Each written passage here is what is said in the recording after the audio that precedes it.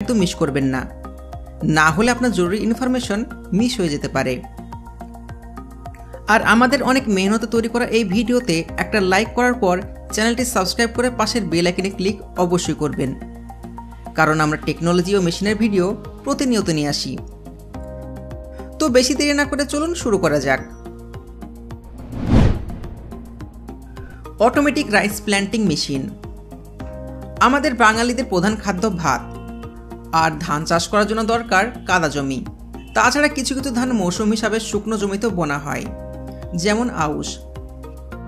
আমরা সবাই জানি পাকান জমিতে ধান লাগানো খুবই কঠিন কাজ, এর জন্য দরকার হয় অনেক লেবারের, তার সাথে অনেক সময়ের প্রয়োজন হয়। তো এই কাজকে সহজ করে দিয়েছে এক অসাধারণ মেশিন। এই মেশিন সম্পূর্ণ জিপিএস টেকনোলজিতে কাজ করে। এই মেশিনটা চালানোর জন্য কোনো ড্রাইভার লাগে না, এটাকে শুধুমাত্র আপনার মোবাইলের সাথে কানেক্ট করে চালাতে পারবেন। তারপরে এর অটোমেটিক সিস্টেম অ্যাক্টিভেট হয়ে যাবে। এরপর শুধুমাত্র আপনাকে একটা কাজ করতে হবে, আর ওটা হলো এর পেছনে ধান